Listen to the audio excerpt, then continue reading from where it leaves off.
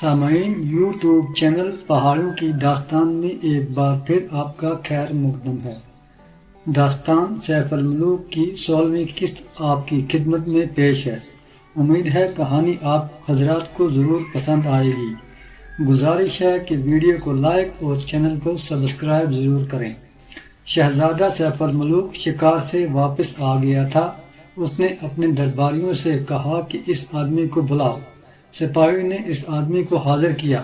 شہزادے نے اس آدمی سے پوچھا کہ تم کون ہو اور کہاں سے آئے ہو؟ اس نے جواب دیا، اے بادشاہ سلامت، میں ایک پردیسی بندہ ہوں اور شہر مصر سے آیا ہوں۔ میرا نام سعید ہے۔ سعید کا نام سنتے ہی شہزادہ اسے گلے لگانے کے لیے تخت سے اٹھ کھڑا ہوا مگر بے ہوش ہو کر گر پڑا۔ سپاہیوں نے سعید کو پکڑ لیا اور مارنا شروع کر دیا۔ ان کا خیال تھا کہ اس آدمی نے شہزادے پر کوئی جادو وغیرہ کر دیا ہے۔ سعید بڑی مشکل سے جان بچا کر بھاگا اور کہیں جا کر چھپ گیا۔ شہزادے کے منہ پر عطر گلاب چھڑکایا گیا جس سے وہ ہوش میں آیا۔ ہوش میں آتے ہی اس نے سعید کا پوچھا۔ سپاہیوں نے کہا، ہم نے اسے خوب مارا ہے، اب پتہ نہیں کہاں جا کر چھپ گیا ہے۔ شہزادے نے کہا، ظالمو، وہی تو میرا پیارا دوست سعید ہے، جلدی سے اسے ڈھونڈ کر لاؤ۔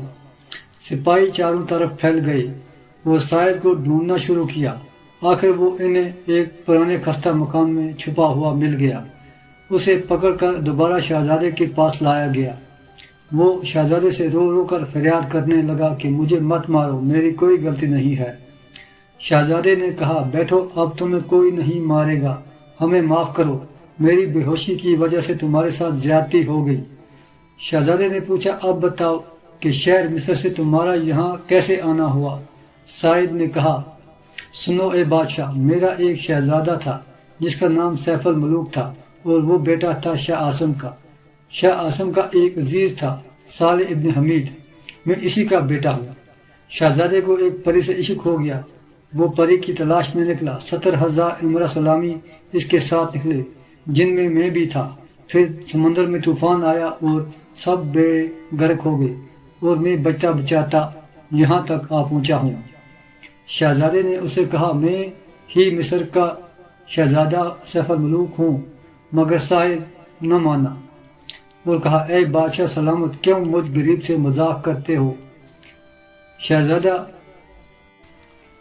جس شہزادے کے ساتھ میں سفر پر نکلا تھا وہ پتہ نہیں کہاں ہوگا، زندہ بھی ہوگا یا نہیں، اگر کہیں ہوا بھی پتہ نہیں کس خستہ حالی میں ہوگا۔ تم تو ایک ملک کے بادشاہ ہو جس کی فوجیں ہر راستے اور ہر گلی پر موجود ہیں۔ شہزادے نے کہا، میں سچ کہہ رہا ہوں، میں ہوں شہزادہ سیف الملوک جو پری کی تلاش میں نکلا ہوں۔ مگر سعید پھر بھی نہ مانا۔ شہزادے نے کہا، پھر تم کیسے مانو گے کہ میں ہی شہزادہ سیف الملوک ہوں؟ سعید نے کہا، ہاں، ایک نشانی ہے جس سے میں شہزادے کو پہچان لوں گا۔ شہزادے نے پوچھا، وہ کیا؟ سعید نے کہا، شہزادے کے ماتھے پر سر کے سامنے والے بالوں کے نیچے ایک چاند جیسا سفید نشان ہے، اگر تمہارے ماتھے پر ہو تو بتاؤ۔ شہزادے نے اپنے سر سے تاج کو اتارا اور سر کے بالوں کو پیچھے کی طرف ہٹایا تو وہ نشان سامنے نظر آیا۔ اب سعید کے بے ہوش ہونے کی باری تھی اور وہ بے ہوش ہو گیا۔ اسے بھی عطر گلاب چھڑک کر ہوش میں لایا گیا۔ پھر شہزادہ سیف الملوک اور سعید گلے مل کر روئے۔ سعید کے ملنے کی خبر شاہ سرندیو تک پہنچی تو وہ بھی سعید سے ملنے آیا۔ اس نے سعید کو بہت پیار دیا۔ پھر اس نے شہزادے کو اپنی دائیں طرف اور سعید کو بائیں طرف بٹھایا اور باتیں کرنے لگے۔ پھر شاہ سرندیو نے سعید سے اپنے سفر کی کہانی بیان کرنے کا کہا۔ اب سعید کی کہانی اسی کی زبانی۔ کہانی کا اگلا حصہ اگلی قسط میں۔ ویڈیو کو لائک اور چینل